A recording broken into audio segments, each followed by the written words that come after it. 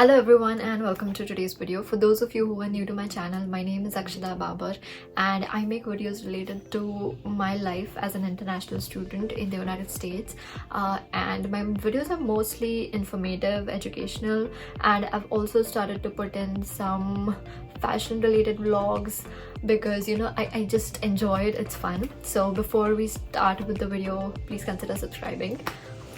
So today's video is going to be all about resume, how to format your resume. I'm going to show my own resume, and with the help of it I'm going to explain how you can draft your own resume. So without any further ado, let's just begin with the video.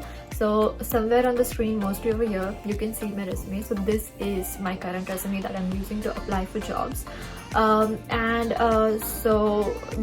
the top section, definitely start with your name in bold, and below your name, so this is blacked out because I don't want to give out my information, but over here I've mentioned my email, the city and state that I live in. So it's like Boston, MA, email, LinkedIn link, and the GitHub link. So whenever you're posting your LinkedIn link, don't just get the link of your profile and post it directly.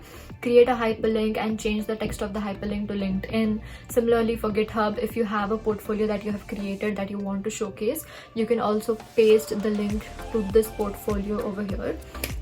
Now which section should to put first? Okay, should it be education or should it be experience? I think that whatever you want to highlight should be mentioned on the top. So let's say you have 3-4 years of experience as a data analyst, and then you want to get a job as a data analyst, and you are also pursuing a master's in data analytics. Then I would recommend you to highlight your experience, and it should be on the top because that you want to showcase first to the recruiter. But let's say you have worked as a software engineer, and then now you want to switch into the field of project management, and you're doing a master's in project management. So in this case, I would recommend you to highlight your education, because then the recruiter is just going to come to your resume and then first see your education, which is master's in project management, and that's how they can directly relate it to the current position that you're applying to. So yeah, depending upon whatever you want to highlight, if you want to highlight your education, it should be on the top. If you want to highlight your experience, it should be on the top. Now oh yes, I forgot to mention that this should be the format of your resume. This is how simple it should be. Do not go for those formats where like online there are some resume builders which advise you to paste your picture in the resume, and then there are some horizontal lines, vertical lines, and a lot of color. Don't go for that. Keep it as simple as you can. There are 2 or 3 more formats which are available online. I'm sure the career design in your university will also provide you with a format if you ask them to. So just go for these formats. They're plain and simple. Minimum number of horizontal, vertical line, and minimum bold format. The entire format of the resume should belong to the same family, and it should be of the same size. So in this resume, all of the headings and subheadings are a size 12, and it's Times New Roman. And all the other bullet points and all the other information, it's Times New Roman size 10. So I think you can use a similar one. Yeah, now let's dive into the education section first. So in education section, all of the information, obviously you should be in a chronological order, starting from the most recent experience, most recent academic experience to the least recent one. And I have mentioned my degree and the university in the same line because I wanted to save space. If you do not have a lot of points to mention in your resume, you can do something like Master of Science in Data Analytics, then Northeastern University, and then in the next line you can go forward and mention all the courses that you have taken. Similarly for the expected graduation date. So now some people write something like expected May 2023, something like that. You can do that, but I really like to keep it plain and simple and just mention the month and the year that I'm graduating. And your GPA. So now my advisor mentioned that if your GPA is above 3.5, only then mention it on your resume, or else just keep mentioning it. So yeah, I'm not sure if GPA matters, or I'm sure it doesn't, but yeah, I think just follow the same thing. If it's above 3.5, mention it. If not, then just don't mention it. And now when it comes to courses, so you know, in engineering we did a lot of courses, and obviously we cannot mention all of these courses on our resume. So what I did is I took a dream job, like I took a job that I really want, and then I used the job scan thing to scan the job description against my resume, and then I got the important keywords, and depending upon that those keywords, I just found out some subjects that are like, you know, important for my for the position that I'm applying to, and I just mentioned those subjects in the like courses that I've taken, because I wanted to highlight them. So I think you can do the same thing. So I'm sure all of us, like if you're from India, we have completed fundamentals of programming language as a subject in semester 1. So now if you're applying for a position such as industrial engineer, this subject is not important, so don't mention it, skip it. But if you're applying for something like STE job, then this is an important subject, so you can mention that in your courses. So I hope you understand what I'm trying to say. Just mention the courses that you feel are important for your job position, and then skip the courses that don't matter as much. Then the next one is the experience section. So for the experience section, you know, when it comes to drafting the bullet points, the rule that is supposed to be followed is the bullet point should be drafted in a way like what. So it's like, what did you do, how did you do it, why did you do it, and what was the impact of like the task that you've done. So let's consider this experience. So for an example, let's consider this bullet point from my resume. So here I've said something like, I supervised and coordinated a development team of 10 employees. So this is my what, like what did I do? I coordinated with 10 employees. How did I do it? Through cross-group communication during SDLC. And then why did I do it? To achieve an increase in productivity by 20%. So this is also my impact, because it increased the productivity by 20%. And how did I do it? By using agile Scrum methodologies like Scrum and Kanban. So this is how you should frame your bullet point. It should include what did you do, how did you do it, why did you do it, and what was the impact. Always start with the action verb. So if you see, all the bullet points are started with words like designed, developed, communicated, scripted, produced, engineered, supervised. So all of these are action verbs, and you can find these online. Like if you just Google what are the best action verbs for your resume, you can get them. I will also mention them in the description below. Like I'll mention a link that I find useful for you guys, but you can find similar words, and you can also use ChatGPT to draft your resume. To draft these bullet points. Now when it comes to the impact, always quantify your impact. Okay, don't say something like it helped a lot of people. Just you can say something like which helped 10 employees be more productive, or it increased the productivity of employees by 25%. Try to quantify all of your bullet points, because this will show the impact of your work in a better way. So this is how you draft your bullet points. Now for experience, make sure that you have no more than 4 bullet points. Well, you can go till 5 if like you've worked for a large amount of time, but still I would recommend you to stay till 4. I think that's a good amount of bullet points one should have for a particular experience. Make sure that the position that you're working for is in bold. Now let's say you worked as a software engineer, but while working as a software engineer, you have you've worked with machine learning, you've done the work of a data analyst. You can change the name of your position to a data analyst, and then you can explain it to the recruiter that the reason why I have changed the name of the position is because even though I was a software engineer, I have did this work which belongs to the responsibilities of a data analyst, and so on. I don't think it matters a lot, as long as if you have the experience of a data analyst, it doesn't matter what is the name of the position. So for example, right now I'm working as a data architect, but the project that I'm working on is like basically I'm building a ETL pipeline, so it's the work of a data engineer. So in my resume I've mentioned that I work as a data engineer at Bake-Off. So I don't think it matters a lot, but yeah, if your recruiter does ask you, I think it's better to be honest and transparent about it.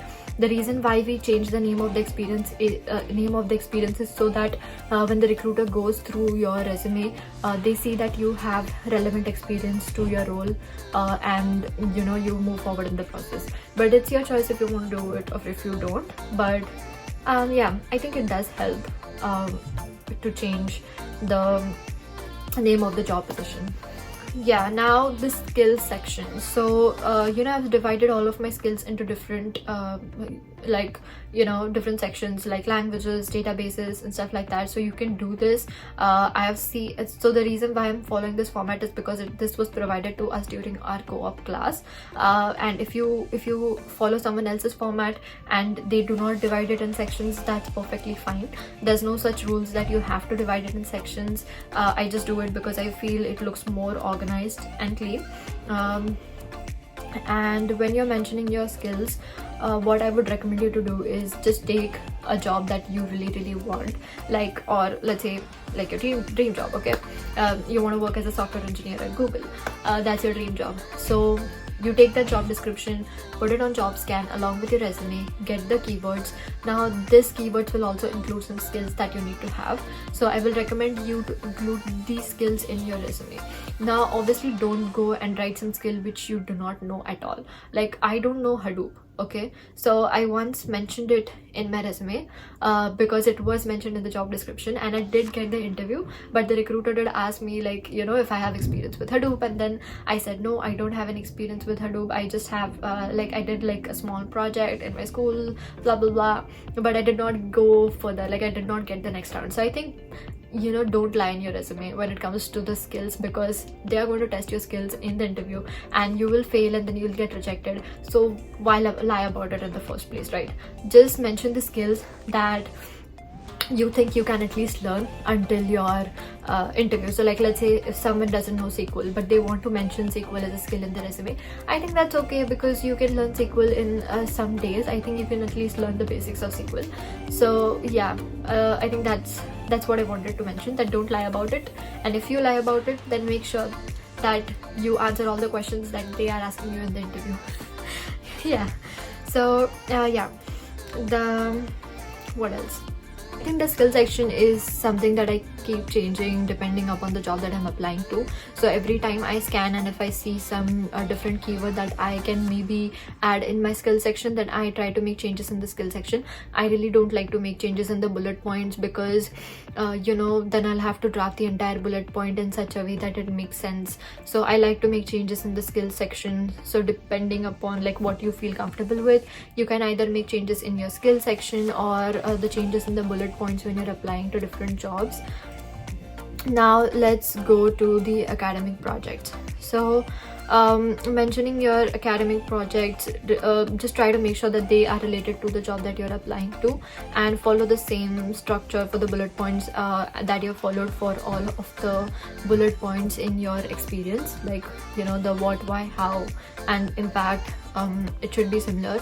You can also mention your publications and your research projects. If you're applying for research positions like applied scientist, intern, I think they will take into account the research that you've done. And if the research, even if you're applying for like normal positions, I think it's okay to mention your publications and your research work, because if the research work that you've done and if the publication is related to the work that they are doing in the organization, then it will be very helpful for you in getting an interview.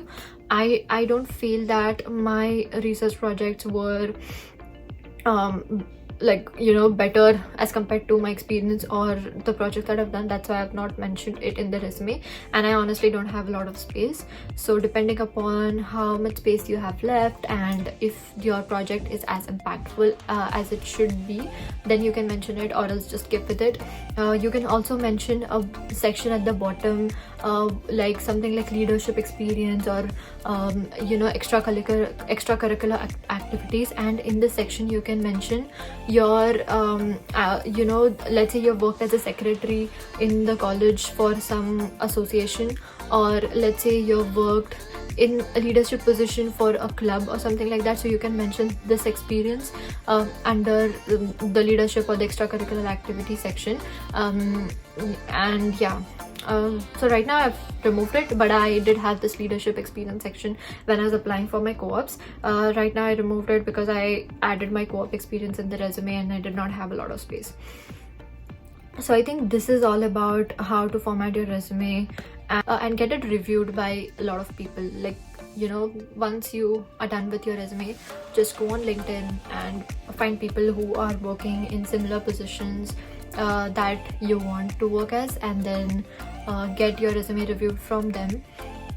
Use websites like VMock. So VMock, you can use VMock to check the formatting, if it's you know, correct or not. It gives you a particular score. Don't try to go to 100, it's very difficult. I think 80 is a good score. You can use VMock for resumes, for checking the format of your resume. And if you want to check the comparison of your resume with a particular job description, I would recommend to go with JobScan. So it has only 5 free scans, but I feel JobScan works better than Job Analytics. So Job Analytics is an extension that all the students use, and you have to install this extension in Chrome, and then when you see a job description, it's going to give you a similarity score with your resume and the job description. But I think it just gives a high score every single time, even if the job description is not as related to your resume. So I will so you know, it's better to go with JobScan. I've used JobScan by creating new emails, and I use those 5 tries whenever I can, and then I just try to use Job Analytics, because JobScan is like $89 for 3 months, which is expensive. So I'm definitely not going to subscribe to it. Other than that, what else? Oh yes, and I did forget to mention the full stop. So you know, if you want to put a full stop after your bullet point, make sure that you put a full stop after every single bullet point. And if you don't want to put a full stop, then just don't put a full stop for any bullet point. So that's the rule for full stops. So yeah, this is all about today's video, and I hope you've liked it. I hope this video helps you. Bye bye.